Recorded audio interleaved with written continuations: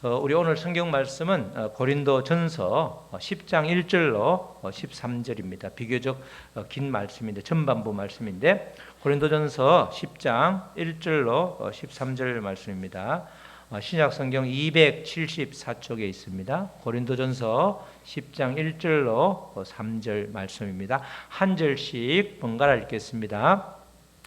형제들아, 나는 너희가 알지 못하기를 원하지 아니하노니 우리 조상들이 다 구름 아래에 있고 바다 가운데로 지나며 모세에게 속하여 다 구름과 바다에서 세례를 받고 다 같은 신령한 음식을 먹으며 다 같은 신령한 음료를 마셨으니 이는 그들을 따르는 신령한 반석으로부터 마셨으며 그 반석은 곧 그리스도시라.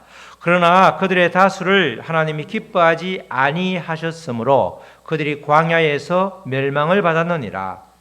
이러한 일은 우리의 본보기가 되어 우리로 하여금 그들이 악을 즐겨한 것 같이 즐겨하는 자가 되지 않게 하려 함이니 그들 가운데 어떤 사람들과 같이 너희는 우상 숭배하는 자가 되지 말라. 기록된 바 백성이 앉아서 먹고 마시며 일어나서 뛰논다 함과 같으니라. 그들 중에 어떤 사람들이 음행하다가 하루에 23,000명이 죽었나니 우리는 그들과 같이 음행하지 말자. 그들 가운데 어떤 사람들이 주를 시험하다가 뱀에게 멸망하였나니 우리는 그들과 같이 시험하지 말자. 그들 가운데 어떤 사람들이 원망하다가 멸망시키는 자에게 멸망하였나니 너희는 그들과 같이 원망하지 말라. 그들에게 일어난 이런 일은 본보기가 되고 또한 말세를 만난 우리를 깨우치기 위하여 기록되었느니라. 그런즉 선줄로 생각하는 자는 넘어질까 조심하라. 다 같이 13절 읽습니다.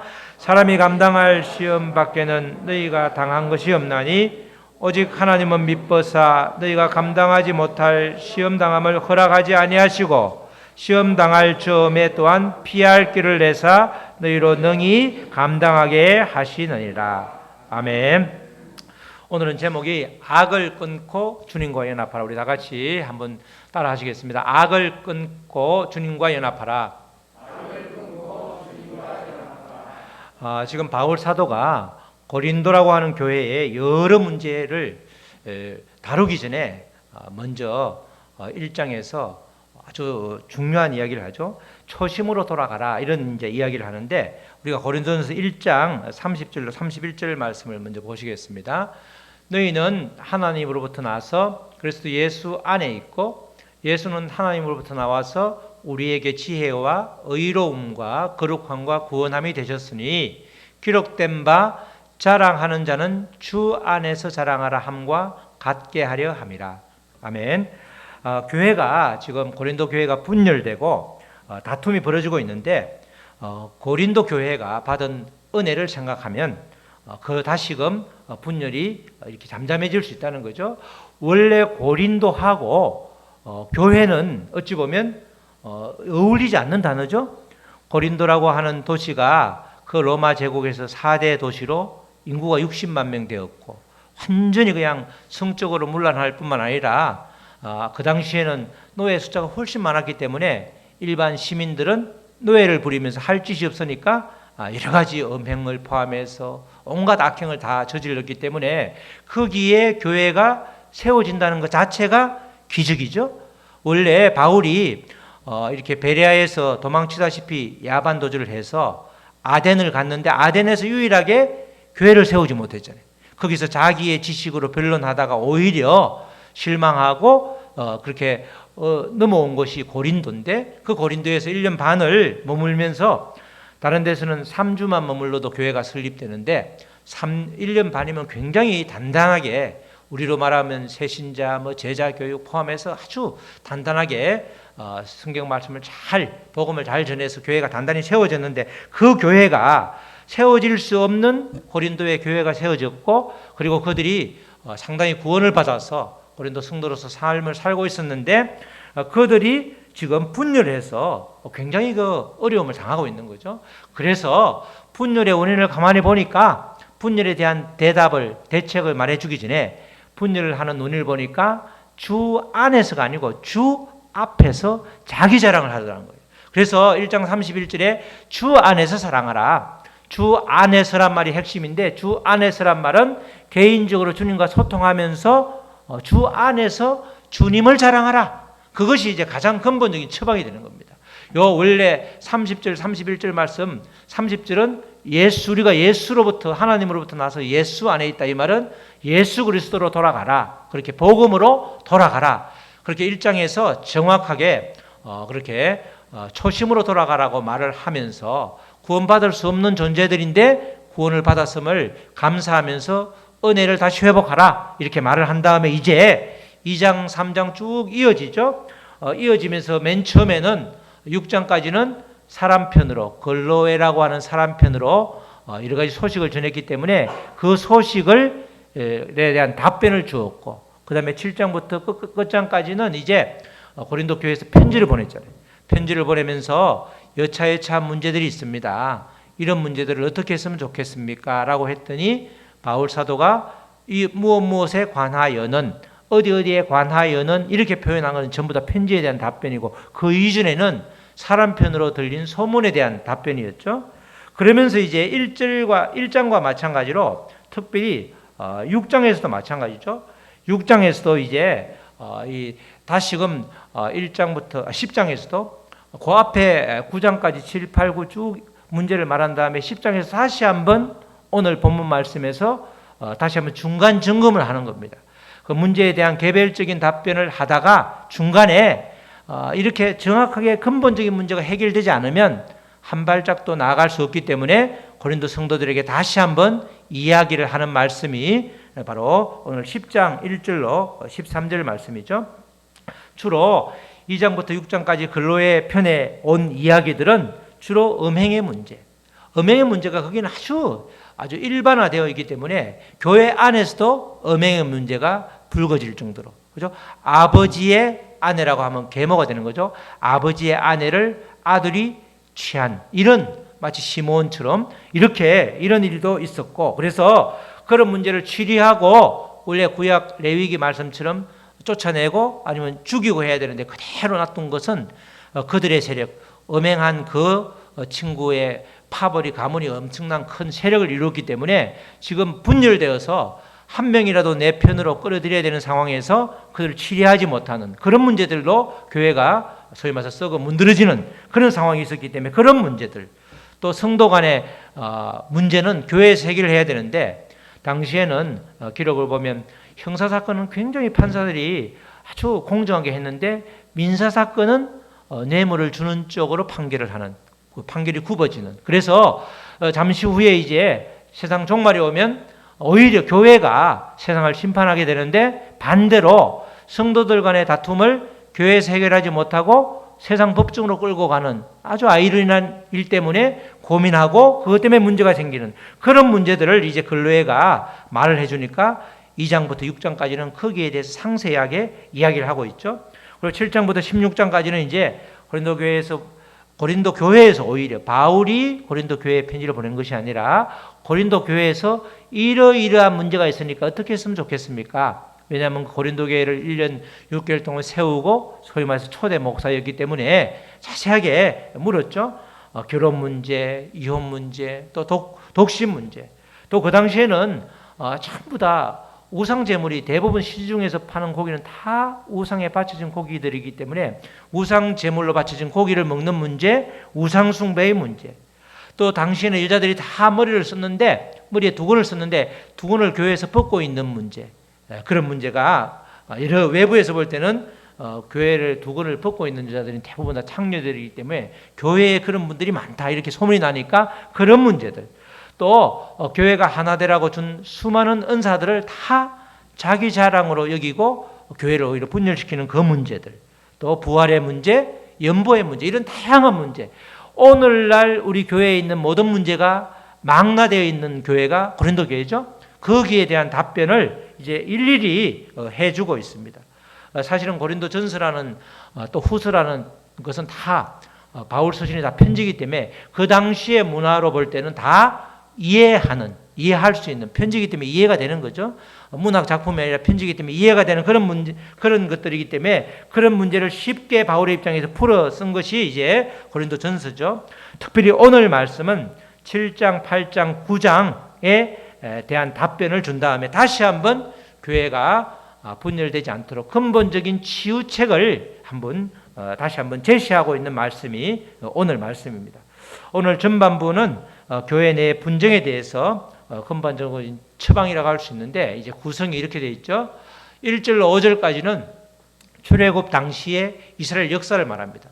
출애굽 당시의 이스라엘 역사를 말하면서 우리 조상이라는 표현을 써가면서 정말 이런 은혜를 받았다. 그렇지만 5절에 그렇게 감사하지 못해서 전부 광야에서 전멸당했다. 이렇게 말하고 6절로 11절에서는 바로 이스라엘 백성과 그리스도인들은 동일하다는 거죠. 이스라엘 백성들이 광야에서 저지른 수많은 아주 그 오류들, 잘못들, 범죄를 그대로 지금 그리스도인들도 고린도 교인도 따라하고 있는데 그것을 본받아서는 안 된다. 그런 일들 하지 말자가 한 4번 정도 나오죠. 그 다음에 12절로 13절 말씀에 이제 이런 역사와 실제 그리스도인들의 실태를 고발하면서 이것을 어떻게 삶에 적용할 것인가 이런 문제를 이제 언급하고 있습니다.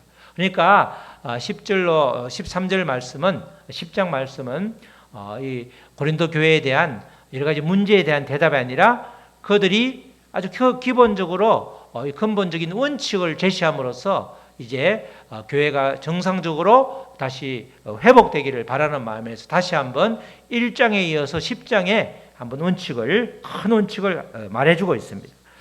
1절로 5절은 이제 당시 이스라엘 역사를 통해서 그들이 받은 은혜와 또 그들이 하나님을 기뻐하지 아니함으로써 어떤 일을 당했는가 그 이야기를 다시 한번 해주고 있는데 1절 5절 제가 다시 한번 읽겠습니다.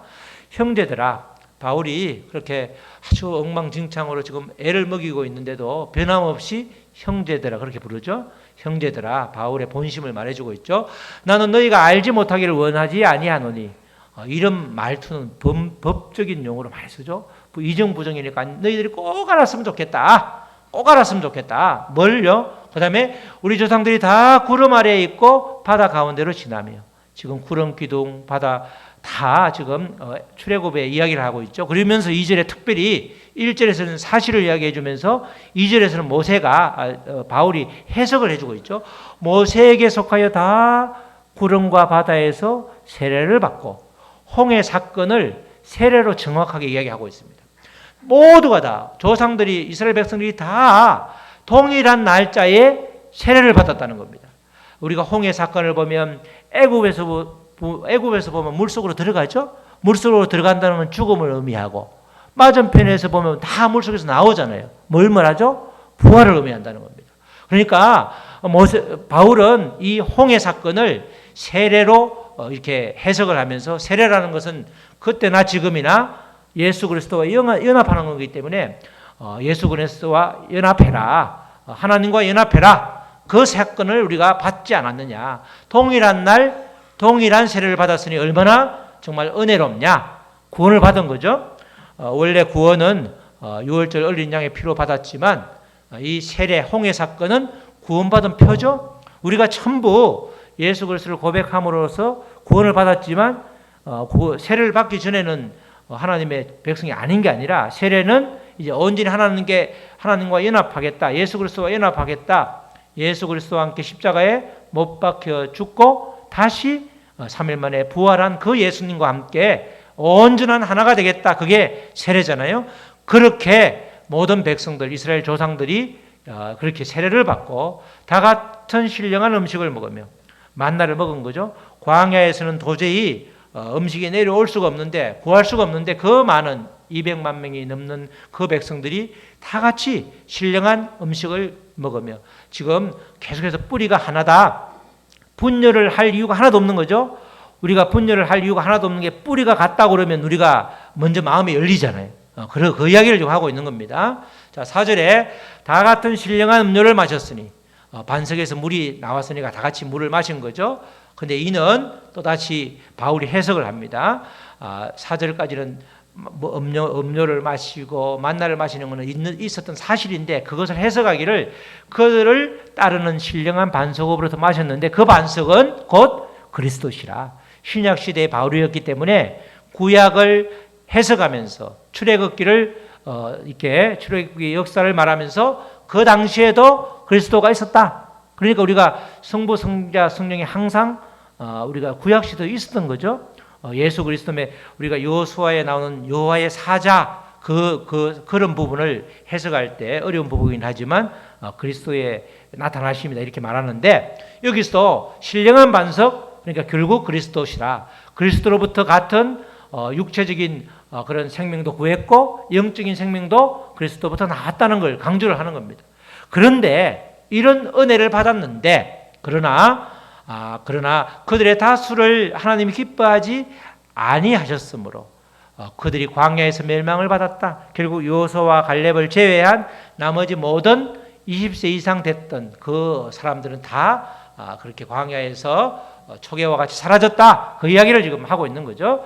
멸망을 받았느니라. 이스라엘 역사를 이야기하면서 이스라엘 역사, 출애굽 역사는 은혜롭지만 그러나 결국 불순종으로 수많은 사람이 그렇게 사라져갔다. 가나안으로 데려가기 위해서 하나님께서 특별히 그 아주 어렵게 구해냈는데 광야에서 다 죽이려고 구해낸 게 절대 아닌데 그들이 불순종과 불평과 불만으로 결국 광야에서 사라져갔다. 그 이야기를 이제 아주 길게 짧게 말하면서 그 내용을 깊이 있게 이야기하는 겁니다. 정말 그리스도와 연합하는 것 그것이 바로 사는 길이다. 다시금 은혜 받았던 그 시절로 돌아가라 이렇게 말하는 겁니다. 뿌리가 하나라고 하면 뿌리가 같다고 그러면 굉장히 이렇게 우리가 쉽게 마음을 열죠. 저는 그때 2000년 정도 1996년도 그때로 기억하네요. 지금으로부터 벌써 한 30년 가까이 되어가네요. 그때 포항제철 연구소에 있을 때 그렇게 그때는 지금처럼 외국 가기가 쉽지 않았었는데 유럽을 갔는데 우리 한국 학생들이 있더라고. 옆에 있는 이제 포항제철 같이 가신 분이 그 애들 보고 한국 사람이라고 그 뮌헨에서 맥주를 사주더라고. 그 왜 사주는 거죠? 우리 똑같은 말을 하니까 한국 사람이라고 기뻐서 그렇죠. 그래서 외국에 나가도 우리가 정말 한국 사람이라고 하는 그 자체로 동일한 민족이라는 그 자체도 이름도 성도 아무도 모르는데 그들에게 마음을 활짝 열고 나름대로 이렇게 나누고 하잖아요. 마찬가지로 지금 고린도 교회의 뿌리도 원래 이스라엘 백성들의 뿌리 하나님이기 때문에 뿌리가 같다. 같이 동일한 날 세례를 받을 정도로 대단한 존재들이었다. 우리 조상들이 그 조상들을 이어서 지금 믿음의 조상들을 이어서 지금 고린도 교회 성도들이 되었는데 너희들이 분열되고 있다는 것 그게 말이 되느냐. 그렇게 말하면서 지금 하나됨을 강조를 하고 있습니다. 하나됨이라는 것이 교회를 분열시키지 않고 화합하게 하는 그런 거기 때문에 하나 되라. 네 파 다섯 파로 나눌 것이 아니라 전혀 나눌 이유가 없는데 하나 되라는 것을 정확하게 이야기를 하고 있죠. 이렇게 이스라엘 백성들은 이스라엘 조상들을 생각하면서 특히 고린도 성도들이 이스라엘의 그런 광야에서 생활 또 출애굽의 역사를 이야기하면서 그렇게 한번 은혜를 다시 되새기고 상기하라는 겁니다. 이렇게 짧게 이스라엘 역사를 언급한 다음에 6절부터 11절까지는 이제 이스라엘 백성들을 하고 그리스도인들, 고린도 교인들을 비교하죠. 이스라엘 백성들이 이러이러했는데 이렇게 하지 말자. 이 말은 뭐죠? 이스라엘 백성이 이렇게 한 것처럼 너희들도 똑같이 하고 있다. 이스라엘 백성들이 광야에서 벌였던 수많은 죄악들을 한 4-5가지로 요약을 하고 있습니다. 6절에 이러한 일은 우리의 본보기가 되어서 우리로 하여금 그들이 악을 즐겨한 것 같이 즐겨하는 자가 되지 않게 하려 이러면서 이제 이게 지금 이스라엘 역사에서 그 조상들이 행했던 수많은 은혜를 받고도 악행을 행했던 그것들이 본보기가 되고 있는 거죠. 본보기가 되고 있다는 것은 빨리 고치라는 거죠. 좋은 본보기도 되고 있지만 안 좋은 본보기도 되고 있기 때문에 그래서 이제 그들 가운데 어떤 사람들과 같이 이스라엘 조상들을 말하는 거죠. 너희는 우상 숭배하는 자가 되지 말라. 이게 이제 그 금송아지를 만들어 가지고 모세가 그렇게 시내산에서 내려오지 않으니까 금송아지를 만들어서 이 금송아지가 우리를 애굽에서 이끌어 주신 신이다 이렇게 말할 정도로 그런 일을 하지 말라. 기록된 바 백성이 앉아서 먹고 마시며 일어나서 뛰논다 함과 같으니라 라고 하고 이제 이 7절에서는 우상 숭배를 하지 말라 이렇게 말하고 8절에서는 그들 중에 어떤 사람들이 반복되고 있죠. 이스라엘 조상들 출애굽했을 때 광야에서 그들이 행한 행동들 음행하다가 미디안이 약간 싸움이 불리할 것 같으니까 미디안의 여자들을 미인계를 풀었잖아요. 그래서 음행하다가 하루에 23,000명 원래 기록에는 24,000명이라고 되어 있는데 바울이 그 당시에는 이런 성경이 없으니까 전부 양피지를 이렇게 뒤적여야 되니까 기억이 정확하지 않으니까 23,000명 그랬는데 원래 기록에는 24,000명. 하루에 그렇게 미디안 여자들에게 미인계 쏘가서 음행하다가 24,000명, 2만 명 이상이 죽었다. 그러니까 여러분들도 그렇게 음행하지 말라. 아주 똑같이 이야기하죠. 9절 그들 가운데 어떤 사람이 주를 시험한단 말은 여기서는 마귀에게 유혹되어서 시험하는 걸 말하는 건데 시험하다가 또 뱀에게 멸망당했는데 마찬가지로 너희들도 그렇게 유혹에 넘어가지 말라. 계속해서 말하죠. 10절 그들 가운데 어떤 사람들이 계속해서 반복하죠. 원망하다가 멸망시키는 자에게 멸망하였나니 불평불만은 결코 가나안을 들어가게 할 수가 없는 거죠. 그렇게 12지파를 정탐꾼을 보냈는데 10지파는 객관적인 사실만 말했죠. 그렇게 12지파가 가나안을 정탐했을 때 그들이 10지파가 엉터리를 말한 게 아니죠. 있는 사실을 그대로 말한 겁니다. 정말 큰 아주 안악 자손 같은 아주 그들의 하고 비교할 때는 메뚜기 같이 우리는 작은 게 맞았고 그리고 거기는 가나안 땅이라는 곳은 지금도 이스라엘 가보면 거기가 정말 대부분 다 광야이기 때문에 고지대에 대부분 다 살고 있기 때문에 제대로 된 그 곡식을 이렇게 거두기가 쉽지 않잖아요. 이 요단강 건너편에 비옥한 땅에 많이 바람 광야라 이런 데 많이 그렇게 곡식이 많지 지금 이스라엘 예루살렘이라든가 그 중앙산지에는 곡식이 자랄 수가 없는 겁니다. 그러니까 그들이 본대로 말을 한 거죠. 그렇지만 여호수아와 갈렙은 본대로 말한 것이 아니라 하나님의 약속대로 약속의 눈으로 바라보았기 때문에 오히려 10명은 불평한 게 되고 원망한 게 되고 여호수아와 갈렙은 오히려 약속의 말씀을 했기 때문에 그 두 사람 말고는 모조리 죽임을 당하는. 그래서 원망하다가 멸망시키는 자에게 다 멸망하지 않았냐. 너희도 원망하지 마라. 원망하게 되면 교회가 나뉘어지게 된다는 거죠. 그래서 그들에게 일어난 이런 일은 본보기가 되고 또한 말세를 만난 우리를 깨우치기 위하여 기록되었느니라.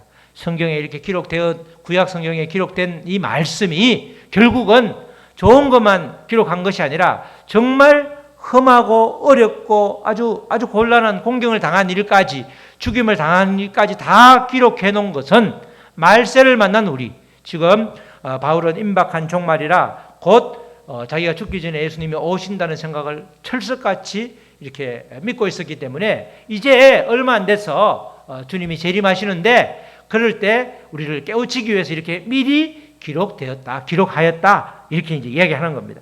그러니까 결국은 이 이스라엘 백성들과 고린도 성도들이 다를 바가 하나도 없지 않느냐.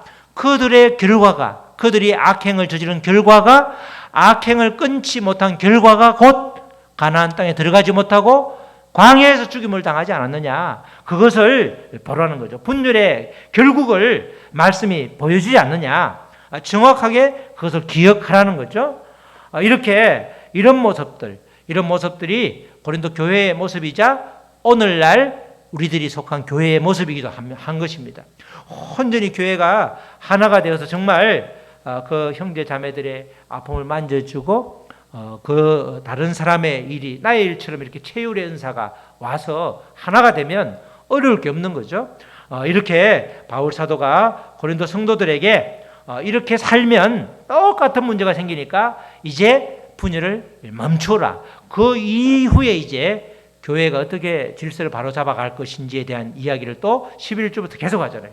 특별히 은사 이야기를 길게 이야기하고 부활은 무려 5, 60절에 걸쳐서 길게 15장에서 이야기하는데 아주 근본적인 또 교회의 문제를 이야기하기 위해서 그렇게 이렇게 정확하게 다시 한번 그 원칙을 이렇게 새겨주는 겁니다. 악을 끊으라. 악을 끊으라. 악을 끊고 예수 그리스도와 연합해라. 세례를 강조함으로써 그럴 때 모든 문제가 해결된다. 이렇게 말하는 거죠. 이런 상태에 놓여 있는 고린도 성도들을 향해서 어떻게 살아야 되는가 그 말씀을 이제 12절 13절에서 삶에 적용하는 편이죠. 그런즉 선줄로 생각하는 자는 넘어질까 조심하라 이러는 겁니다. 선줄로 생각하는 자는 넘어질까 조심하라.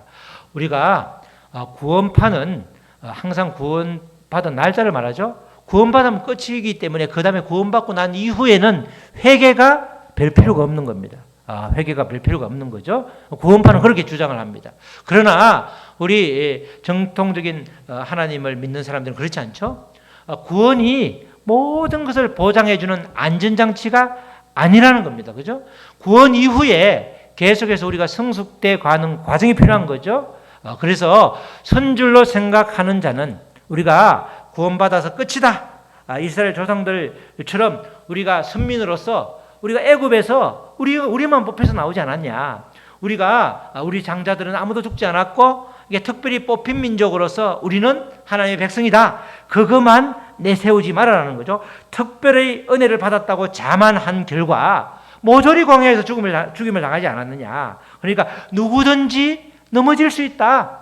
그 이야기를 하는 겁니다. 선줄로 생각하지 하는 자는 넘어질까 조심하라. 그러니까 우리가 구원받았지만 계속해서 그리스도 안에서 그리스도를 주님을 자랑할 때에 온전한 소통이 이루어질 때에 하나님의 뜻대로 한 걸음 한 걸음 나아가게 되는 거지. 그렇지 않으면 구원받은 게 다다.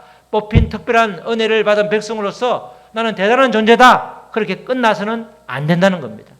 13절에 사람이 감당할 시험 밖에는 여기서 시험은 마귀가 사단이 주는 시험인데 그 사단이 주는 시험조차도 하나님의 통제 안에 있기 때문에 통제 아래에 있기 때문에 어떤 시험이든지 누구나가 다 감당할 수 있다는 겁니다. 사람이 감당할 시험 밖에는 이 말은 아무리 마귀 사탄이 시험을 준다 할지라도 그 시험을 통제하고 주관하는 분은 바로 나니까 여호와 하나님이니까 예수님이니까 주님이니까 너희가 당한 것이 그렇게 시험 밖에는 당한 것이 없지만 오직 하나님께서 하나님이 믿으시다 이 말은 신실하시다 변함없으시다 이 말이죠. 하나님은 믿으사 너희가 감당하지 못할 시험을 당함을 허락하지 아니하고 하나님의 통제 아래 있기 때문에 그래서 시험 당할 즈음에 또한 피할 길을 내사 너희로 능히 감당하게 하시느니라 이렇게 말씀을 하죠. 성도들이 겪는 어떤 고난 일이라 할지라도 그렇게 설령 마귀가 주는 시험일지라도 성도들에게 시험을 잘 감당하는데 근심하고 잘 감당해라. 여러 가지 정말 교회가 하나 되는데 그 과정이 산을 넘는 과정처럼 꽤 많은 그런 고비를 넘겨야 되는데 그때마다 내가 주관하고 있다. 그것을 정확하게 알고 그 시험을 이겨내라는 거죠. 고린도 성도들에게 근신함으로 각자의 시험을 잘 감당하라고 이렇게 격려를 해주고 있는 것입니다. 정말 나를 알고 하나님을 알면 그 어떤 시험도 극복해낼 수가 있는 거죠. 성경은 전부가 다 내가 누구인가 그리고 나를 주관하는 그분은 누구신가. 그래서 하나님에 대해서 쭉 이야기하는 것은 바로 하나님을 알면 나를 알 수 있기 때문에 그러면 모든 우리가 살아가는 문제가 해결되고 하나님의 나라를 확장하는 데 기여할 수 있기 때문에 그렇게 말하고 있는 것입니다. 그렇게 하나님께서 특별히 바울 사도를 통해서 근신하고 깨어있으라. 영적인 감각을 회복해라. 이렇게 말하면서 어떤 시험이라도 반드시 통과시켜 줄 테니까 그 시험 받아도 걱정하지 말고 그 근심과 그 시련을 오히려 믿음의 성숙의 방편으로 삼아라. 그렇게 이야기하는 겁니다. 우리 사랑하는 성도 여러분, 주님은 광야 생활을 하던 이스라엘 백성들이 하나님의 은혜를 잊고 저지른 우상 숭배라든가 음행, 또 시험, 그리고 원망 때문에 가나안에 들어가지 못한 역사를 이렇게 들먹이면서 고린도 교회 성도들 나아가 우리들에게 경고를 하고 있는 것입니다. 모든 악을 끊고 주님과 온전히 연합함으로써 구원의 감격, 은혜의 감격을 회복시키라는 겁니다. 늘 근신하면서 믿으신 주님을 의지할 때에 그분은 반드시 우리 믿음의 성도들을 책임져 주시는 것이죠. 책임져 주신다고 하는 것만큼 확실한 보증이 없잖아요. 분열된 고린도 교회의 성도들을 향해서 하나됨을 회복하고 처음 믿은 그 은혜의 감격을 회복할 때에 다시금 교회가 교회로서 교회다워진다는 겁니다. 우리 모두 우상 숭배, 음행, 시험, 원망을 이겨내어서 선하신 하나님을 의지함으로써 표대를 향해 다름질하는 그런 귀하고 복된 주님의 자녀들이 다 되시기를 주님의 이름으로 축원합니다. 아멘. 우리 찬양하시고 우리 말씀 붙들고 기도하시겠습니다. 오늘 주신 말씀처럼 우리가 악을 끊고 온전히 주님과 연합함으로써 다시금 믿음을 온전히 회복하고 초심으로 돌아갈 수 있도록, 그래서 우리가 속한 모든 교회 또 가정 직장이 온전히 주님께 영광 돌리는 귀한 우리가 통로가 될 수 있도록 해달라고 다 같이 잠시 소리 내어서 기도하시겠습니다. 하나님 아버지 감사합니다. 아버지 고린도 교회의 수많은 문제들, 아버지 그 문제들을 아버지 답하는 중간에 바울 사도가 다시 한번 큰 원칙을 하나 아버지 알려주고 있습니다. 아버지 출애굽의 역사를 이야기하면서 아버지 그렇게 은혜 받았음에도 불구하고 불평하고 시험하고 아버지 음행하고 우상숭배함으로 인해서 모조리 죽임을 당하는 그 아버지의 흑역사를 아버지 이야기해주고 있습니다. 그러나 그것이 아버지 이스라엘 역사로 끝나는 것이 아니라 고린도 교회 성도들의 문제고 오늘날 나의 문제고 우리 교회의 문제고 우리들의 문제인 것입니다. 아버지 문제를 알면 아버지 답이 보이는 것입니다. 아버지 이제 모든 그런 악을 끊게 하시고 온전히 주님과 연합하여서 주 안에서 그리스도를 자랑하는, 그래서 하나님께 영광 돌리는 귀한 믿음의 삶을, 믿음의 아버지 여정을 걸어나갈 수 있도록 우리를 인도해 주시고 힘을 주시옵소서. 아버지 감사합니다. 하나님 아버지 감사합니다. 정말 악을 끊고 주님과 연합함으로써 다시금 아버지 온전한 하나가 되는 귀한 역사가 아버지 우리 교회에도 또 우리 가정에도 우리 직장에도 우리가 살고 있는 삶의 자리에도 있게 하여 주시옵소서. 감사하며 예수님의 이름으로 기도드렸습니다. 아멘.